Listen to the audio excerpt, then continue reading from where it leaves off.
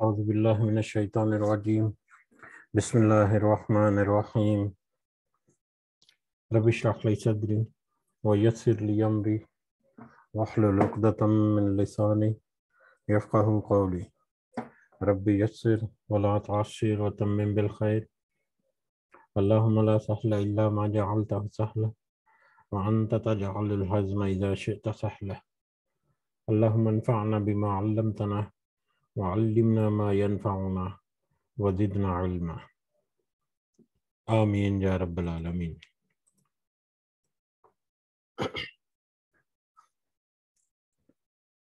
آج ہم انشاءاللہ سورۃ الرعد شروع کرنے جا رہے ہیں۔ اللہ تعالیٰ کے خاص فضل و کرم سے، اس کی خاص توفیق سے، جو ہمارے شامل حال ہے، اور ایک خاص فضل اللہ تعالیٰ کا جس کی وجہ سے ہم اس محفل میں، اس مجلس میں جڑے ہوئے ہیں۔ ہم اپنی اس کوشش کو صرف اور صرف اللہ ہی سے منسوب کرتے ہیں، جس نے خاص رحمت ہمارے اوپر کی، ہمیں ایک خاص مہلت دی، اس دعا کے ساتھ کہ اللہ تعالیٰ ہمیں اس میں استقامت نصیب فرمائے اور اس کا فائدہ ہمیں اس دنیا اور آخرت میں فرمائے، اور اس کی صحیح سمجھ اور صحیح فہم جو ہے وہ ہمیں عطا فرمائے، آمین یا رب العالمین۔ تو سورہ رعد، جیسے کہ یہاں پر کچھ ظاہر ہے کہ یہ ترتیب مصحف یا قرآن مجید میں جو صورتوں کی ترتیب ہے، اس کے اعتبار سے یہ 13 نمبر کی سورہ ہے، 13ویں نمبر پہ آتی ہے، اور ترتیب نزولی جس ترتیب سے صورتیں نازل ہوئیں اس کے اعتبار سے اس کا نمبر 96 ہے، 96۔ اس میں ٹوٹل 43 آیات ہیں اور اس میں 6 رکوع ہیں۔ یہ ایک زیادہ لمبی نہیں، ایک چھوٹی سی ایک سورہ ہے۔ یہ سورہ جو ہے وہ مدنی ہے، یعنی مدینہ، دور مدینہ، نبی کریم صلی اللہ علیہ وسلم کے مدینہ کے پیریڈ میں یا ہجرت مدینہ کے بعد یہ سورہ مبارکہ جو ہے یہ نازل ہوئی۔ اس کے مدنی اور مکی ہونے میں کچھ اختلاف ہے۔ اکثر علماء، اکثر مفسرین جو ہے وہ اسے مدنی سورہ ہی شمار کرتے ہیں، لیکن کچھ مفسرین جس میں مولانا مودودی بھی شامل ہیں وہ اس کو مکی سورہ کہتے ہیں۔ اس میں بھی کچھ رائے ہے، کچھ ایسی بھی رائے ہے کہ اس میں کچھ آیات وہ مکی ہیں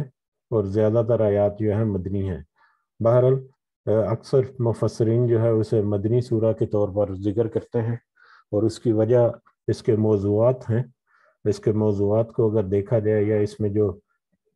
خطاب کا جو انداز ہے اس کو دیکھا جائے تو جو پہلے ہم مکی صورتیں کچھ پڑھ کے آئے ہیں، جس میں ہماری یہ آخری سورہ جو ہم نے ختم کی ہے، سورہ یوسف بھی، اور اس سے پہلے سورہ ہود اور سورہ اعراف، اس طرح کی صورتیں جو ہیں ان کے ساتھ ملتا جلتا ہے انداز بیان اور اس کے موضوعات، اس میں کہ جس طرح سے ٹاپکس ہیں وہ اسی صورتوں سے ملتے جلتے ہیں۔ اس کی وجہ سے بھی زیادہ گمان یہی کیا جاتا ہے کہ یہ مکی سورہ ہے۔ بہرحال جب ہم اس کو پڑھیں گے تو ہمیں اس کے موضوعات کی صحیح سمجھ بھی لگ جائے گی۔ اس کے موضوعات میں ایک تو اللہ تعالیٰ کی بڑی بڑی نشانیاں جو ہیں پچھلی آیات میں ہم نے دیکھی، اسی طرح سے اللہ تعالیٰ ذکر کرے گا۔ اس کے علاوہ پچھلی قوموں کے کچھ تذکرے مختصر انداز میں، سرسری سی انداز میں وہ ہمیں ملیں گے۔ اس کے علاوہ مشرکین کا رویہ کیسا رہا وہ ہمیں ملے گا، اور اس طرح کے متفرق موضوعات جو ہیں وہ اس سورہ مبارکہ کی زینت ہیں۔ اس کا نام جو ہے سورہ رعد ہے۔ رعد کا مطلب کڑک ہے، کڑک یا گرج۔ یہ جو بجلی، جو بادل کی جو گرج اور چمک ہوتی ہے وہ گرج یا چمک، کڑک جو ہے۔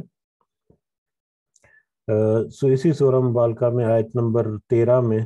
یہ لفظ رعد آیا ہے، اس وجہ سے اس کا نام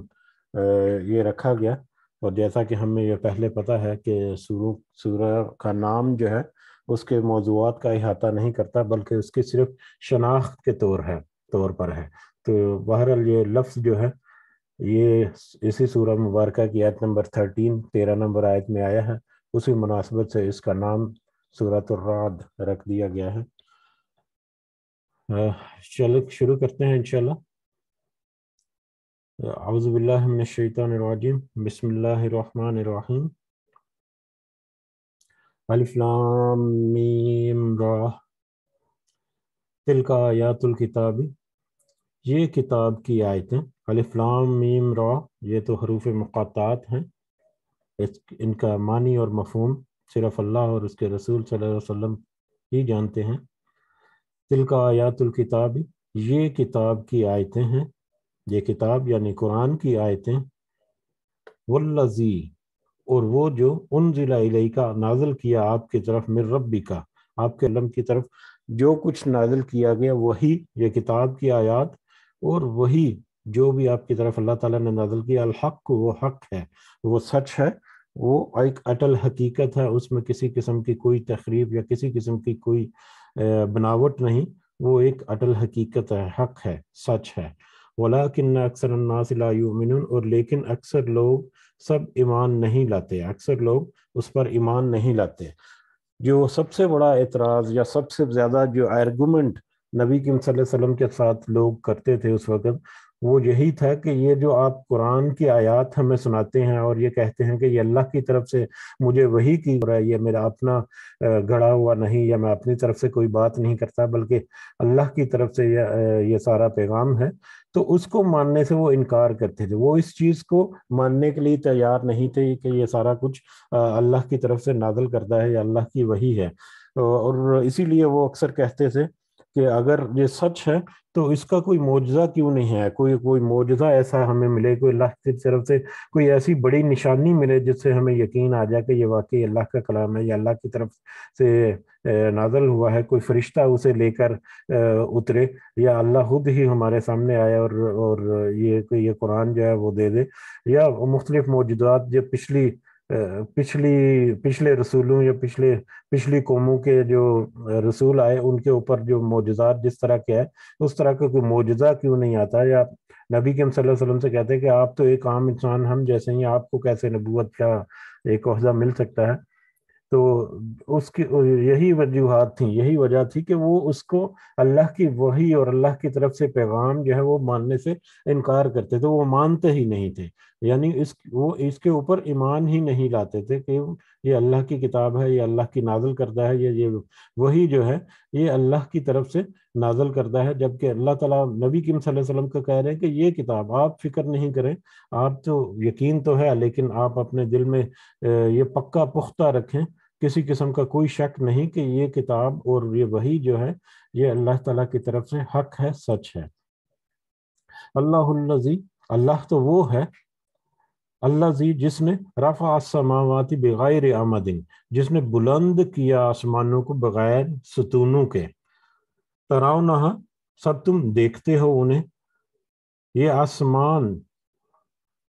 جن کو تم سب دیکھتے ہو، جن کو سب تم دن رات صبح و شام جن کو تم دیکھتے ہو، یہ آسمان تو اللہ تعالیٰ نے بغیر ستونوں کے بلند کیا، اللہ تو وہ ہے۔ یہ آسمان کیا ہے؟ جو آسمانوں جمع کا صیغہ آتا ہے عام طور پر، اور 7 آسمانوں کا بھی ذکر ہے۔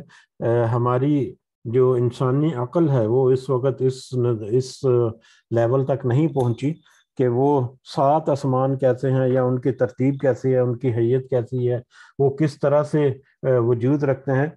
وہ تو صرف اور صرف اللہ تعالیٰ ہی جانتے ہیں۔ انسان کی عقل ابھی تک اس سے آ رہی ہے، یا سائنٹیفک ریسرچ جو ہے وہ ابھی تک اس لیول تک نہیں پہنچی۔ بہرحال عام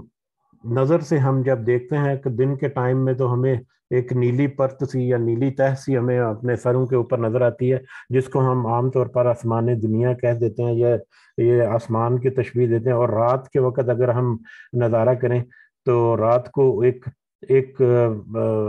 مطلب کالے رنگ کی یا گہرا گرے یا تقریباً کالا رنگ جو ہے وہ ہمیں آسمانوں کے اوپر نظر آتا ہے، آسمان پہ نظر آتا ہے، اور اس کے علاوہ اس میں ہمیں ستارے بھی مختلف نظر آتے ہیں، اور اسی آسمان کے درمیان ہمیں جو بڑی موجودات اللہ تعالیٰ کی جو بڑی تخلیقات نظر آتی ہیں زمین کے علاوہ، وہ سورج اور چاند ہیں جو بڑے ہیں، جو ہم دن کو ہر دن اور ہر رات مشاہدہ کرتے ہیں۔ اس کے علاوہ ستارے ہیں جو اسی آسمان کے اندر ہمارے یعنی زمین اور آسمان کے درمیان پروئے گئے ہیں، سموئے گئے ہیں، اور ہم دیکھتے ہیں کہ ان میں کسی قسم کا کوئی ستون نہیں ہے، بغیر کسی سہارے کے یہ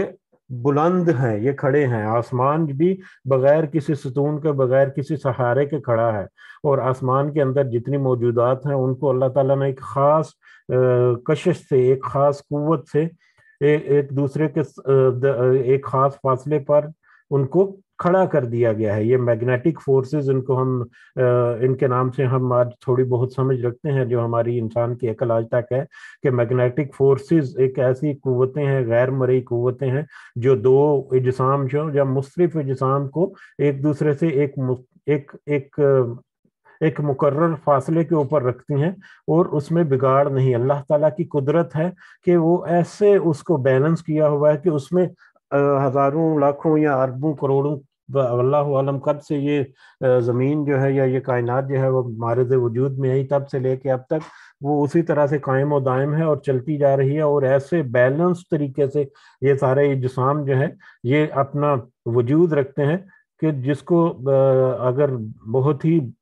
باریک بینی سے دیکھا جائے تو رونگٹے کھڑے ہو جاتے ہیں کہ اس قدر مربوط طریقے سے یہ نظام جو ہے اللہ تعالیٰ نے قائم کیا ہوا ہے، اور اس کو مسلسل وہ چلا رہا ہے۔ بہرحال یہ ایک بہت ہی وسیع ٹاپک ہے، مطلب پریکٹیکلی طور پر بھی ہم دو مقناطیس جو ہیں ان کو ان کے درمیان کسی آبجیکٹ، دو مقناطیس جو ہیں ان کے درمیان ایک ایسی کشش ہے جس کی وجہ سے وہ آپس میں ایک دوسرے کو کھینچتے ہیں، اور اگر دو مقناطیسوں کو ایک مطلب مختلف فاصلے پر رکھ کر ان کے درمیان ایک کوئی بھی لوہے کا ٹکڑا رکھے تو وہ کسی ایک مقناطیس کی طرف چپک جائے گا۔ یہ میں مثال کے طور پر دے رہا ہوں کہ اللہ تعالیٰ نے کس طرح سے یہ نظام کائنات جو ہے اس کو سہارا دیا ہوا ہے، اس کو بیلنس کیا ہوا ہے کہ دو مقناطیس کے درمیان ایک لوہے کا ٹکڑا جو ہے وہ رکھیں تو وہ یقیناً کسی ایک مقناطیس کے ساتھ چپک جائے گا، لیکن اس کو اس طرح سے بیلنس کر کے مقناطیسوں کے درمیان رکھا جائے کہ جو دونوں طرف کے مقناطیسوں کی قوت جو ہے وہ ایک جیسی لگے اس لوہے کے ٹکڑے کے اوپر، تو وہ ان کے درمیان معلق ہو جائے گا، ان کے درمیان ہی وہ کھڑا ہو جائے گا۔ اور یہ کھڑا رکھنا انسان کے بس کی بات شاید ایک لمحے کے لیے بھی ممکن نہیں ہے۔ اس وقت کچھ تجربات کیے گئے ہیں جس کے دل سے یہ ثابت شدہ بات ہے، لیکن اس کو قائم کرنا اور اس کو قائم رکھنا یہ بہت ہی مشکل، ایک بہت ہی مشکل امر ہے، اور اللہ تعالیٰ نے ہزاروں، لاکھوں، کروڑوں سال سے اسی طرح کے نظامات، یہ جتنے نظام ہیں اسی طرح سے ان کو آپس میں بیلنس رکھا ہوا ہے کہ اس میں ذرہ برابر بھی کہیں بگاڑ نہیں آتا۔ اور یہ بھی ایک اٹل حقیقت جو ہمیں آج پتا ہے کہ اگر اس میں ذرہ برابر بھی کہیں بگاڑ آ گیا تو یہ پوری کائنات جو ہے یہ آنن فانن تباہ و برباد ہو جائے گی، پوری کائنات جو ہے وہ آنن فانن لپٹ جائے گی، لپیٹ دیا جائے گا۔ ایسا اس کے اندر ایسی پوشیدہ قوتیں ہیں جو اللہ تعالیٰ نے رکھی ہیں۔ بہرحال اللہ تو وہ ہے، اس اللہ کی ذات کا ہم ذکر کرتے ہیں، اس اللہ کو ہم پہچاننے کے لیے اس اللہ نے اپنی قرآن میں کچھ آیات ایسی لکھیں کہ ذرا اللہ کو پہچانو، ذرا ارد گرد نظر دوڑا کر سمجھنے کی کوشش کرو کہ وہ کون ہے جس نے یہ سارا نظام کائنات جو ہے اس کو قائم رکھا ہوا ہے، اور نہ صرف قائم رکھا ہوا بلکہ اس کی دن رات اس کی ضروریات جو ہیں ان کو بھی پورا کر رہا ہے، کس طرح سے وہ نظام چلا رہا ہے۔ تو اللہ تو وہ ہے جس نے آسمانوں کو بغیر ستونوں کے بلند کیا ہے، حالانکہ تم اسے تم دیکھتے ہو انہیں، حالانکہ تم انہیں دیکھتے بھی ہو، دن رات اس کا مظاہرہ بھی کرتے ہو۔ ثم استوى علی العرش، پھر وہ بلند ہوا عرش پر۔ اللہ تعالیٰ کہہ رہے ہیں کہ پھر وہ اللہ یعنی اللہ جو ہے وہ عرش پر بلند ہوا۔ یہ عرش پر بلند ہونا یہ آیت متشابہات میں سے، اس کی تعویل ہم نہیں کر سکتے کہ کس طرح کا عرش ہے یا کس طرح سے اللہ تعالیٰ وہاں پر بلند ہوا، تو اس کی کسی قسم کی تعویل، کسی بھی قسم کی ایکسپلینیشن ہم کرنے سے عاجز ہیں، کیونکہ مطلب کسی بھی قسم کی تعویل اس کی کرنے کی کوشش کریں گے تو خدا نہ خواستہ کوئی گستاخی کا، کوئی شرک کا کوئی احتمال نہ ہو، اس وجہ سے مفسرین جو ہے اس طرح کی آیات کی تشریح جو ہے وہ نہیں کرتے۔ عام الفاظ میں معنی میں ہم یہی لیتے ہیں کہ اللہ تعالیٰ بلند ہوا، عرش پر موجود ہے اس طرح سے جس طرح سے اس کی شائن کے لائق ہے۔ وَسَخَّرَ الشَّمْسَ وَالْقَمَرَ، اور اس نے مسخر کیا سورج کو اور چاند کو۔ اسی کائنات میں آسمان اور زمینوں کے زمین اور آسمانوں کے درمیان جو بڑی موجودات جس کا ہم نے ابھی تذکرہ کیا، اس میں سورج اور چاند ہیں جو ہم جس کا دن رات مشاہدہ کرتے ہیں، وہ اس کے درمیان اللہ تعالیٰ نے مسخر کر دیا، اس کو ایک کام پر لگا دیا جو ہمارے سامنے بہت واضح انداز میں ایک مقررہ کام جو ہے وہ دن رات انجام دیتے ہیں۔ باقی ستارے جو ہیں وہ ہمیں مختلف طرح سے ہماری رہنمائی کرتے ہیں، مطلب جیسے کہ قرآن میں بھی آیا ہے کہ رات کے وقت میں وہ سمتیں جو ہیں وہ متعین کرنے میں ہمیں مدد دیتے ہیں، یا اس کے علاوہ اور بھی کچھ ہوں گے، لیکن ہمارا جو اصل فائدہ یا اصل جو ہماری جو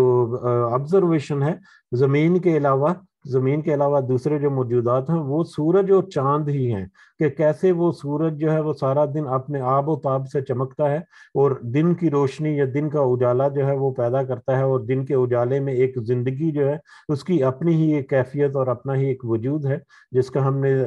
تفصیل سے کچھ ذکر کیا ہوا اس سے پہلے۔ والقمر، اور چاند بھی رات کے وقت جو اندھیرا چھاتا ہے، رات کی تاریکی جو ہے وہ دن کے اجالے کو کور کر دیتی ہے، اس کا ہم اگلی آیت میں اسی آیت میں شاید آگے دیکھیں گے بھی۔ اور پھر رات کو چاند جو ہے وہ گھٹتا اور بڑھتا ہے، اور اس سے بھی پھر رات کی تاریکی اور رات میں چاند کی موجودگی، اس سے بھی مختلف طرح کی زندگی کے جو آثار ہیں یا زندگی کے مختلف پہلو جو ہے وہ اس کے ساتھ جڑے ہوئے ہیں اس دنیا کی، اس زمین کی۔ بہرحال اللہ تعالیٰ نے اس عرش کو عرش پر ہے جس طرح سے وہ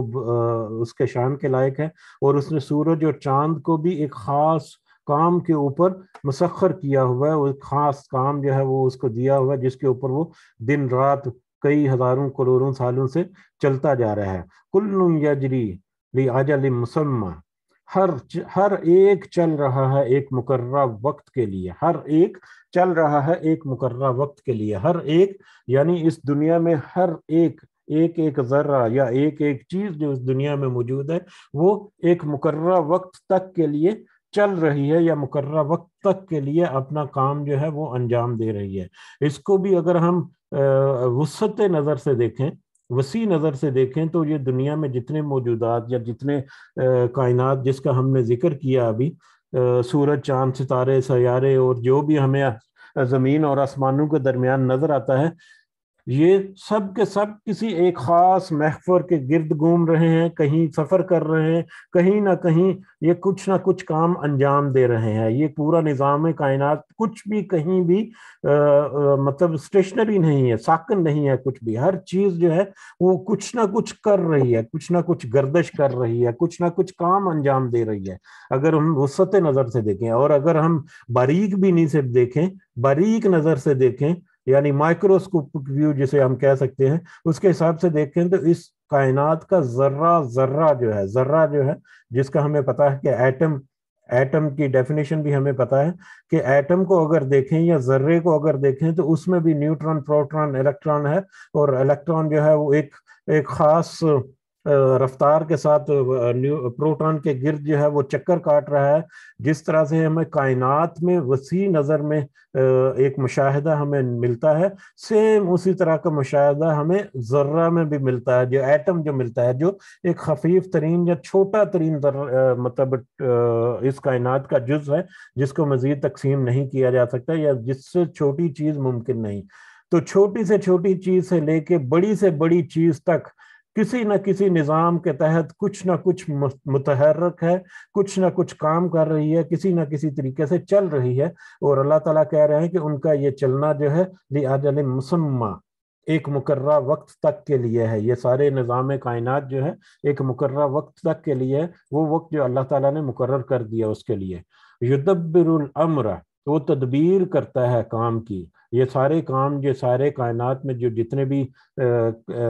مطلب کام چل رہے ہیں، جتنے بھی امر چل رہے ہیں، وہ سب کے سب کی تدبیر کرنے والا، اس کی زندگی کے ابتدا پہلے دن سے، پہلے لمحے سے لے کے اس کی زندگی کے آخری لمحے تک اس کے جتنے انتظامات ہیں، جتنی اس کی زندگی گزارنے کی ریکوائرمنٹس ہیں، اس میں انسان ہے یا انسان کے علاوہ جتنی موجودات ہیں، سب کی ترتیب، سب کی تنظیم، سب کی زندگی گزارنے کے لیے جتنی ریکوائرمنٹس ہیں وہ اللہ تعالیٰ پوری کر رہا ہے، اللہ تعالیٰ تدبیر کرتا ہے، اس کا انتظام کر رہا ہے۔ یفصل الآیاتی، وہ تفصیل سے بیان کرتا ہے اپنی نشانیوں کو، اپنی بہت ساری نشانیاں، جس کا ابھی بھی کچھ ذکر ہوا، اس کے علاوہ بہت ساری نشانیاں، اور یہ نشانیاں جب ہم کہیں گے تو اس میں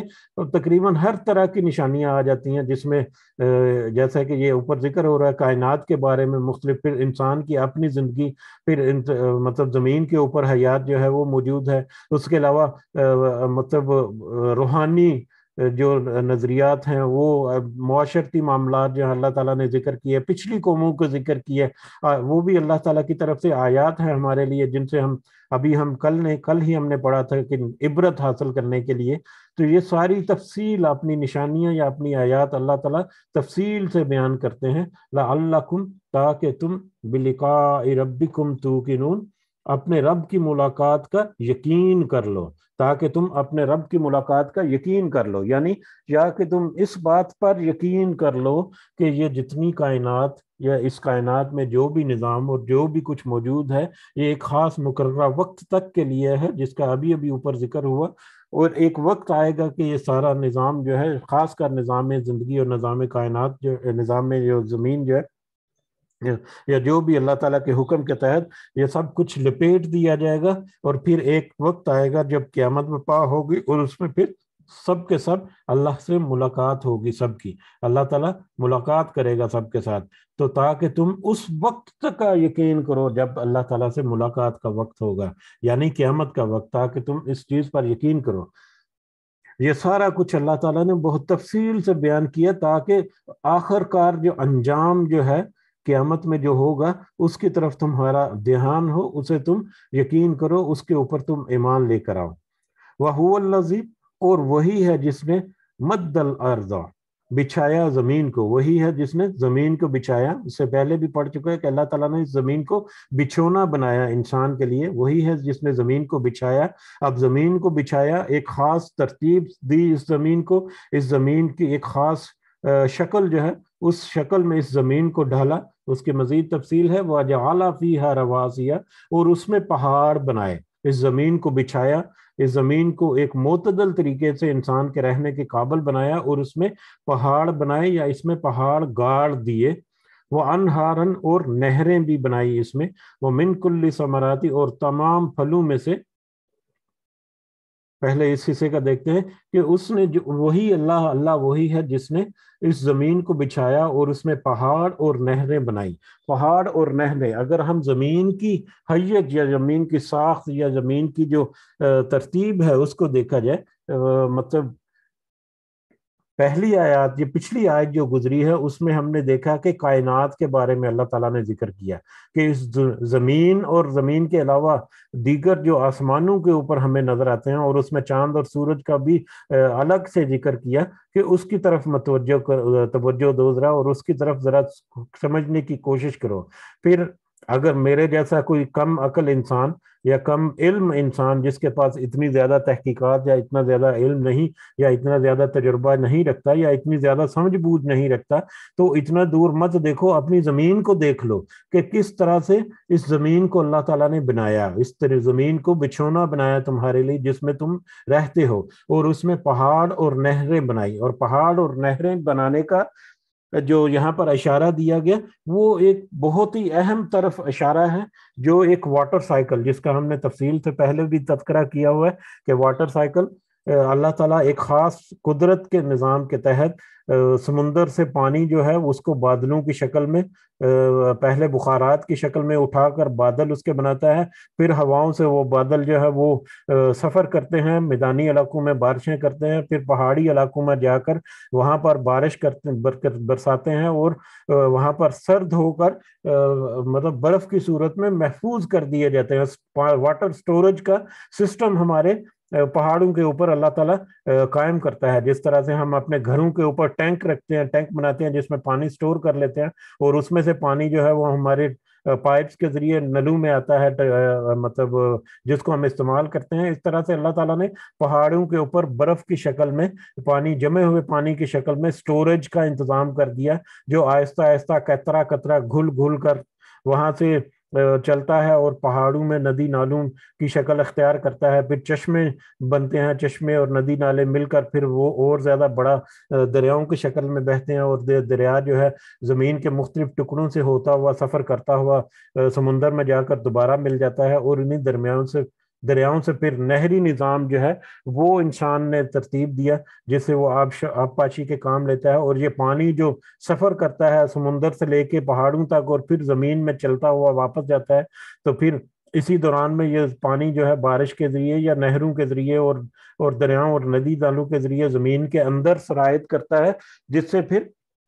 اس زمین کے اندر جو پانی ہے، زمین کا اپنا جو واٹر ٹیبل ہے، اس میں ایک بیلنس اور اس میں ایک توازن جو ہے وہ قائم ہوتا ہے یا برقرار ہوتا ہے. یہ تھوڑی سی میں تفصیل اس لیے دے رہا ہوں کہ آگے آنے والی آیت یا اسی آیت کا اگلا حصہ یا اگلی آیت جو ہے وہ بہت ہی زیادہ ریلیٹ کرتی ہے. اور اسی طرف اللہ تعالیٰ نے اشارہ کیا آیت کے پہلے اس حصے میں کہ اس نے اس زمین کو بنایا اور اس زمین کو بنا کر پہاڑوں کو بلند کیا، اور جتنا پہاڑوں کو بلند کیا اتنا ہی پھر سمندر کی گہرائی، سمندر کی گہرائیاں جو ہیں ان کو بھی رکھ دیا، تاکہ ایک خاص انداز سے، ایک خاص ترتیب سے یہ واٹر سائیکل جو ہے یہ رہ سکے، جا کے انسان کی زندگی کے لیے جو سب سے زیادہ ضروری ہے، آگ ہوا کے علاوہ، ہوا اور کے علاوہ جو پانی ہے وہ میسر ہو سکے. کہ کس طرح سے اللہ تعالیٰ نے یہ بنایا، ذرا اس کی طرف تھوڑا سا اشارہ کیا، یا اس کی طرف اللہ تعالیٰ اشارہ کر رہے ہیں کہ اس زمین کو دیکھو اور اس میں پہاڑ اور نہریں جس طرح سے بنائی اس کی طرف ذرا غور و فکر کرو. اپنے ہی سیارہ جس کے اندر تم رہ رہے ہو اس کی طرف، اس میں تھوڑا سے انتظامات جو ہے ان کی طرف ذرا گہری نظر سے دیکھو، تو تمہیں اندازہ ہو کہ کس طرح سے یہ سارا کچھ بنا ہوا ہے اور کس طرح سے اللہ نے انتظام کیا ہے انسان کی زندگی گزارنے کے لیے. اور پھر اسی واٹر سائیکل کے تحت یا اسی نظام میں زمین جو ہے اس کے تحت یا اس کے نتیجے میں وَمِن كُلِّ ثَمَرَاتِ تمام پھلوں میں سے جعلَ بنائے فیہا اس میں زوجین اثنین جوڑے دو قسم کے یا دو چیزوں پر مشتمل اللہ تعالیٰ نے تمام پھلوں میں سے جوڑے بھی بنائے. جس طرح سے انسان کے جوڑے ہیں مرد اور عورت، یا جانوروں کے جوڑے ہوتے ہیں میل اور فیمیل، مذکر نر اور مذکر جو ہیں، اسی طرح سے اللہ تعالیٰ کہہ رہے ہیں کہ پھلوں میں بھی، پھلوں سے مراد یہاں پر پھل بھی ہے، اور پھل سے مراد یہاں پر نباتات بھی ہے، پودے وغیرہ جو ہیں ان کے بارے میں بھی، کہ ان کو بھی اللہ تعالیٰ نے جوڑوں کی شکل میں بنایا. اور یہ بھی سائنٹیفکلی ہمیں آج پتا ہے کہ ہر جو زندگی ہے وہ جوڑوں کی شکل میں ہے. پودے جو ہیں ان میں بھی نر اور مادہ ہوتے ہیں. پودوں کے اندر جو پھول ہوتے ہیں، پھول کئی دفعہ تو پھول جو ہیں وہ الگ الگ ہوتے ہیں، نر پھول الگ ہوتا ہے اور مادہ پھول جو ہے وہ الگ ہوتا ہے. اور کئی دفعہ نر اور مادہ اجزاء جو ہے ایک ہی پھول کے اندر ہوتے ہیں، اور ان کے باہم ملاپ سے وہ پھر وہ پھول سے پھر وہ پھل جو ہے وہ بننا شروع ہوتا ہے. اور وہ پھل بعد میں پک کر ایک خاص رنگ اور ذائقہ اور ایک خاص مطلب ایک خاص شکل و صورت کے ساتھ انسان کے سامنے آ جاتا ہے. تو وہ بھی اللہ تعالیٰ کی طرف سے ایک ایسا نظام، مربوط نظام ہے جس میں جوڑے یا دو کر کے جوڑے بنائے، نر اور مادہ جو ہے اس کے جوڑے جو ہے پودوں میں بھی اللہ تعالیٰ نے بنائے. یغشی اللیل النہار وہ ڈھانپتا ہے رات سے دن کو. اب یہ جو جوڑے اللہ تعالیٰ نے یہاں پر ذکر کیا، تو یہ جوڑے ہمیں یہ بھی اندازہ ہوتا ہے کہ یہ جوڑے جو ہیں یہ صرف انسانوں کے، یا جیسا کہ یہاں پر ذکر ہوا کہ پھلوں کے یا پودوں کے نہیں، بلکہ اور بھی تقریباً ساری چیزوں کے ہیں. جیسے کہ ابھی یہاں پر اشارہ مل گیا کہ لیل والنہار، رات اور دن آپس میں ایک دوسرے کے متضاد جو ہیں ساری چیزیں جوڑے ہیں. ٹھیک ہے، غمی اور خوشی جو ہے وہ ایک جوڑا ہے، ایک طرف غم کھڑا ہے دوسری طرف خوشی کڑی ہے، ایک طرف رات ہے دوسری طرف دن ہے. تو اس طرح سے کالا اور سفید اور کالا جو ہے، مطلب مختلف طرح کے جوڑے جو ہیں اس کائنات میں ہمیں ملتے ہیں، جو اللہ تعالیٰ نے ایک خاص قدرت کے ذریعے رکھے ہیں. بہرحال اور ڈھانپتا ہے رات سے دن کو، رات سے دن کو ڈھانپتا ہے، یعنی رات اور دن کا نظام جو ہے وہ اللہ تعالیٰ نے کس طرح سے کیا کہ رات کے بعد دن اور دن کے بعد رات، رات آئی تو اس نے دن کو ڈھانپ لیا، دن کو ختم کر دیا، اور دن آیا تو اس نے رات کو، رات کی تاریکی جو ہے اس کو ختم کر دیا، اور رات کے وقت میں ایک خاص ترتیب، ایک خاص زندگی کے رونقیں جو ہیں وہ الگ سے ہیں، اور دن کے وقت کی زندگی کے رونقیں جو ہیں وہ الگ سے ہیں۔ اس کی بھی الگ الگ سے تفسیر جو ہے وہ ہمیں عام فہم سی ہمیں پتہ بھی ہے، اور اس کے علاوہ ہم ذکر بھی کر سکیں کہ رات کو زندگی کس طرح چلتی ہے اور دن کے وقت میں زندگی جو ہے وہ کس طرح چلتی ہے۔ ان فی ذالک لآیات لقوم یتفکرون، کہ بے شک اس میں یقیناً نشانیاں ہیں ان لوگوں کے لیے جو غور و فکر کرتے ہیں، وہ لوگ جو تھوڑا سا غور اور فکر کرتے ہیں، تھوڑا سا سمجھنے کی کوشش کرتے ہیں، تھوڑا سا جاننے کی کوشش کرتے ہیں، ان کے لیے یہ نشانیاں ہیں۔ ادروائز یہ مشرکین جو ہیں یا کافر لوگ جو ہیں یا مطلب بدعقیدہ لوگ جن کو کسی قسم کی کوئی پرواہ نہیں کہ دنیا میں کیا ہو رہا ہے، کائنات میں کیا ہو رہا ہے، اللہ تعالیٰ نے کون سی نشانیاں رکھی ہیں، ان میں ہمارے لیے کون سی عبرت ہے، پچھلی قوموں کا ذکر جو ہوا اس میں ہمارے لیے کون سی نشانیاں ہیں، اللہ تعالیٰ نے جو ہمارے سامنے دن اور رات یہ ساری نشانیاں رکھی، ان میں ہمارے لیے کیا حکمتیں یا کیا نصیحتیں پوشیدہ ہیں، یہ تو صرف انہی لوگوں کے لیے جو اس کے اوپر غور و فکر کرتے ہیں، نہیں تو اس کے اوپر جو غور و فکر نہیں کرتا، اس کو سمجھنے کی کوشش نہیں کرتا، اس سے نصیحت حاصل کرنے کی کوشش نہیں کرتا، تو ان کی زندگی کیا ہے؟ ان کی زندگی تو صرف اتنی ہے کہ وہ پیدا ہوئے، انہوں نے کھانا پینا کھایا، اپنا روزمرہ کی زندگی کا انتظام کیا، یعنی کہ کمو لیا اور کھا پی لیا، آگے ایک نسل جو ہے اس کو آگے پروان چڑھایا، ان کے بال بچے ہوئے اور اپنے بال بچے کے لیے کچھ جائیداد بنا لی، ان کو پڑھا لیا، ان کو پال پوس لیا اور اس دنیا سے چلے گئے۔ اس کے علاوہ اس دنیا میں ان کا کوئی اور مطلب ہے ہی نہیں، ان کا مقصد ہی ان کو کچھ اور نظر نہیں آتا۔ لیکن جب اگر وہ غور و فکر کر کے، یہ تدبر کر کے تھوڑا سا یہ سوچیں اور اس پر بات پر یقین کر لیں کہ اس دنیا کے بعد بھی ایک دنیا ہے، اس دنیا کے بعد بھی قیامت کا وقت ہے، جیسا کہ پچھلی آیت میں ہم نے کہا کہ تاکہ یہ اللہ تعالیٰ نشانیاں بتاتا ہے تاکہ اللہ تعالیٰ کے رب سے ملاقات کا یقین کر لو تم۔ تو جو ان کے اوپر توجہ دیتا ہے وہ رب سے ملاقات یعنی قیامت کے دن کا یقین کرے گا، اور جو قیامت کے دن کا یقین کرے گا یقیناً وہ اس دنیا میں، اس زندگی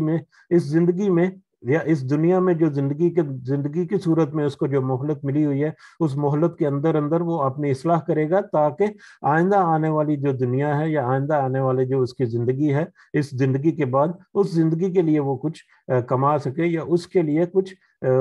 سرمایہ جو ہے وہ جمع کر سکے، پونجی جمع کر سکے اس کے لیے۔ تو یہ تو نشانیاں ہیں ان لوگوں کے لیے جو اس میں غور و فکر کرتے ہیں۔ وَفِي الْأَرْضِ، اور اسی زمین میں،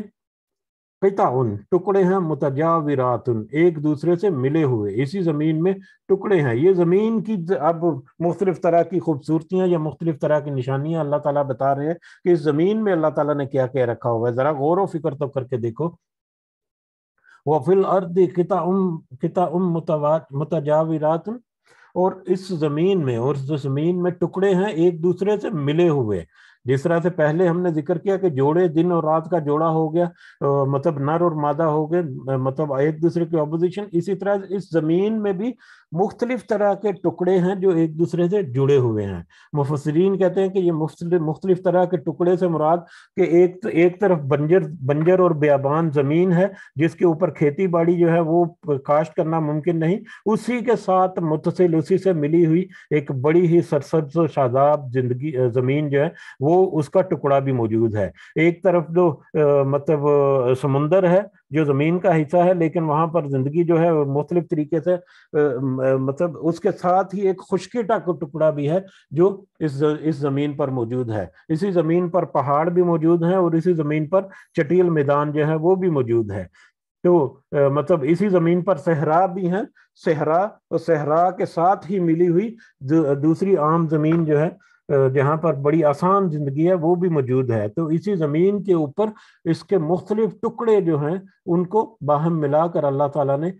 رکھا ہوا ہے، قائم کیا ہوا ہے۔ یہ بھی اشارہ ہے ہماری طرف، ہمارے لیے کسی نہ کسی طرف۔ وہ جنات اور باغات من اعناب، انگوروں سے، اور باغات ہیں. باغات جہاں پر ذکر ہو رہا ہے، اب باغات میں آگے مختلف طرح کے ہیں. ان میں کیا ہے؟ من عنابن، انگوروں سے، انگور کے باغات، وزرع، اور کھیتیاں، اناج کی کھیتیاں، جو چاول، گندم اور باجرہ وغیرہ جو کھیتیاں ہیں، کھیتی جو ہے وہ انگوروں کے باغات ہیں اور کھیتیاں ہیں. وہ نخیل، اور کھجور کے درخت ہیں، اور کھجور کے درخت ہیں. تین طرح کے آئے: انگور، کھیتیاں اور کھجور کے درخت. انگور ہمیں پتا ہے کہ بیلدار ہوتے ہیں، یعنی بیلدار پودے جو ہیں. یہ اشارہ ہے صرف ان لوگوں کے لیے جو کچھ سمجھنے کی کوشش کرتے ہیں کہ اللہ تعالیٰ نے پودوں کی جو قسمیں بنائی ان میں انگور کی قسم ہے، یا انگور کے باغات ہیں، یا بیلدار جو پودے ہیں مختلف طرح کے ہیں. انگور تو بہت واضح نشانی کے طور پر اللہ تعالیٰ نے کہا، یا انگور کے طرف کے ملے ہوئے پودے، جس طرح کدو کی بھی بیل ہوتی ہے، ککری جو ہے اس کی بھی بیل ہوتی ہے،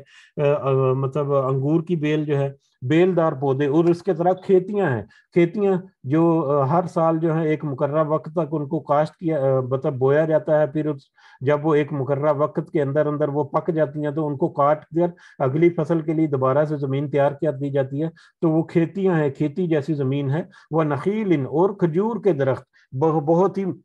مطلب طاقتور تنے والے درخت جو ہیں، جو کھجور انگور کی بیل، جو بیلدار درخت، بیلدار پودے جو ہیں، ان کے تنے جو ہیں وہ بڑے بڑے نازک جو اور بڑے لچکدار سے ہوتے ہیں. اور کھجور یا کھجور کی طرح کے باقی درخت جو ہیں، عام طور پر درخت پھلوں کے جو پائے جاتے ہیں، وہ ایک مضبوط تنے والے درخت جو ہیں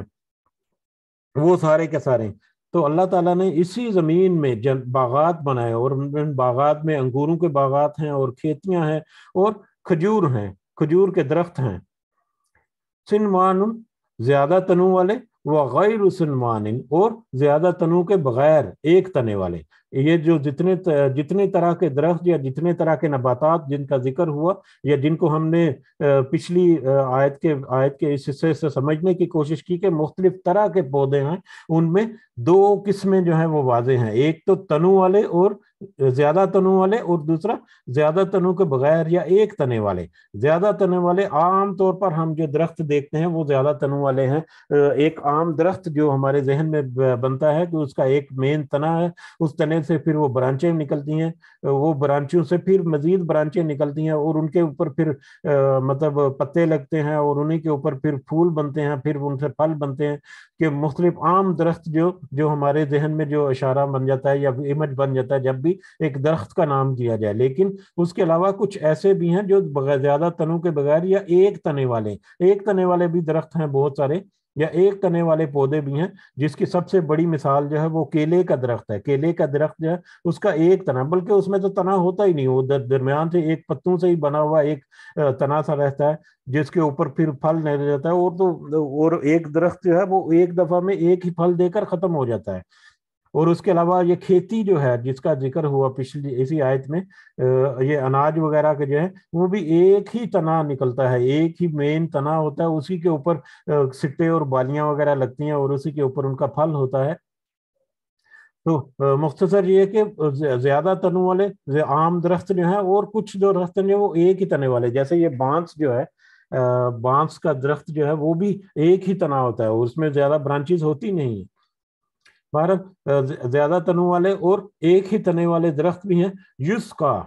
وہ سیراب کرتا ہے. اب یہ واٹر سائیکل جس کی طرف اشارہ ہوا، اس کے یہاں پر دیکھیں کہ کس طرح سے اللہ تعالیٰ نشانی ہمیں بتانے لگے ہیں. جس کا وہ سیراب کیا جاتا ہے، وہ سیراب کیا جاتا ہے زمین کے ٹکڑے یا مختلف طرح کے پھل اور مختلف طرح کے درخت، چاہے وہ زیادہ تنوں والے ہیں یا ایک تنے والے ہیں، وہ سیراب کیا جاتا ہے بماء واحد،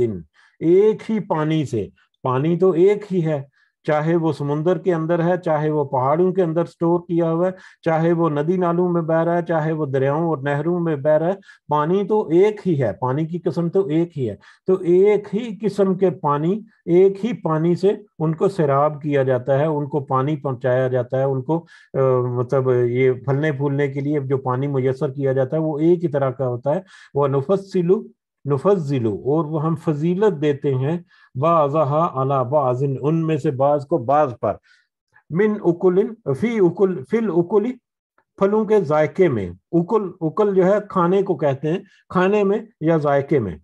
हम मुख्तलिफ तरह के फल जो हैं, जो मुख्तलिफ तरह के दरख्तों के ऊपर लगते हैं, उनको एक ही तरह के पानी से सैराब करते हैं, और उसके बाद जब उनका फल पक कर हमारे सामने आ जाता है तो वो खाने में या जायके में मुख्तलिफ होते हैं, उनको फजीलत देते हैं एक को दूसरे पर। यानी कोई मीठा है, कोई खट्टा है, कोई तुर्श है, कोई कड़वा है। मुख्तलिफ तरह के अनाज, मुख्तलिफ तरह के फल, मुख्तलिफ तरह के उसके जो मतलब बीज हैं, मतलब अनाज हैं, उनके मुख्तलिफ जायके हैं। और वो सारे के सारे फल, सारे के सारे अनाज, चाहे वो किसी भी तरह के दरख्तों पर हों, चाहे किसी भी तरह के पौधों के ऊपर आए, उनके उनके जायके मुख्तलिफ हैं, लेकिन उन सब को एक ही पानी से सैराब किया जाता है। यानी एक ही पानी है, एक ही मट्टी है, मट्टी के अज्जाए तरकीबी जो है वो भी एक ही है, सब तरह का माहौल एक ही जगह पर। अब मुख्तलिफ जगहों को छोड़ दें, एक ही जगह पर एक ही एक ही क्यारी के अंदर या एक ही गमले के अंदर दो मुख्तलिफ तरह के फल लगा दें, और उनको एक ही तरह की खाद नहीं, एक ही तरह की मिट्टी है, एक ही तरह का पानी उसको दिया जा रहा है, लेकिन उनके ऊपर मुख्तलिफ तरह के फल लगते हैं, जिनके जायके मुख्तलिफ हैं, जिनका रंग मुख्तलिफ है, जिनको खाने में उसकी खुशबू मुख्तलिफ है, जिनकी शक्ल सूरत मुख्तलिफ है। तो अल्लाह ताला कहने हैं कि सारा कुछ एक ही पानी से सैराब करते हैं, लेकिन फिर भी हम उनको एक दूसरे से मुख्तलिफ बना देते हैं, एक दूसरे के ऊपर फजीलत दे देते हैं या मुख्तलिफ कर देते हैं उनको। इन्ना फी ज़ालिका लआयातिन लिक़ौमिन याक़िलून, यकीनन बेशक ये निशानियां हैं उन लोगों के लिए जो अकल रखते हैं, जो कुछ अकल से समझने की कोशिश करते हैं, ये उन लोगों के लिए निशानियां हैं। तो हमने आज ये 4 आयात पढ़ी हैं। वक्त जो है तकरीबन जो मुकम्मल भी हो रहा है, और अगली आयात जो है वो भी थोड़ा सा तवज्जो तलब ही हैं, तो इसलिए हम आज रुकते हैं यहीं पर। तो कल इंशाल्लाह हम आगे भी कंटिन्यू करेंगे अगले सबक के साथ, इस दुआ के साथ कि अल्लाह ताला हमें इसकी सही समझ अता फरमाए, और हमारे कहने में, सुनने में, समझने में अगर कोई कमी बेशी या कोई गलती हो गई तो अल्लाह ताला हमें माफ़ फरमाए और उसकी सही समझ हमारे दिलों में उतारे। वमा अलैना इल्लल बलागुल मुबीन। जी, अगर किसी को कोई पॉइंट ऐड करना है इसमें तो आप कर सकते हैं। जज़ाकुमुल्लाहु खैरन कसीरा।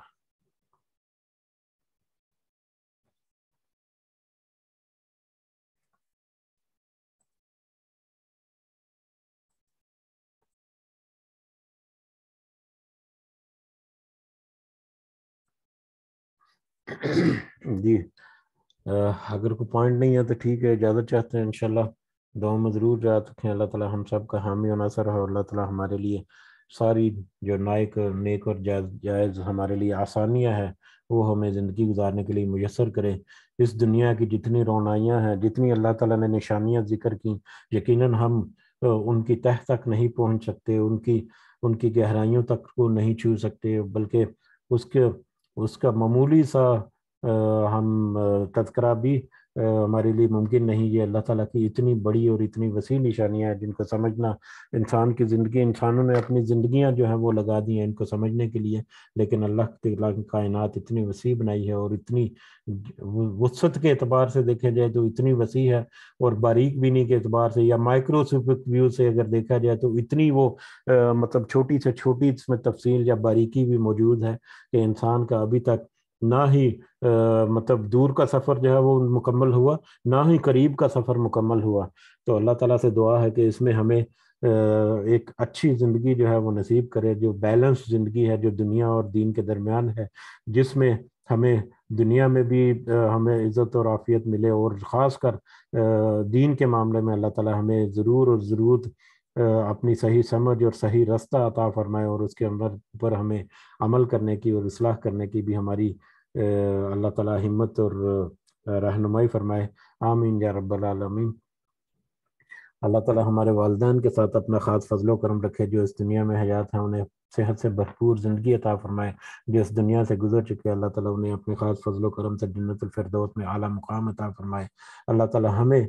इस काबिल करे कि हम अपने वालिदैन के लिए सदका जारिया बने, और अल्लाह ताला हमें इस काबिल भी करे कि हम अपनी औलाद की परवरिश इस तरह करें कि वो हमारे लिए सदका जारिया बने।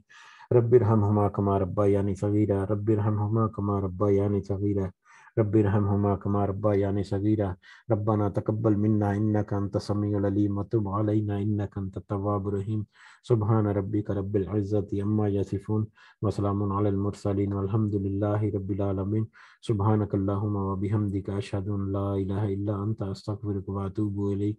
جزاكم الله خيرا السلام علیکم ورحمۃ اللہ وبرکاتہ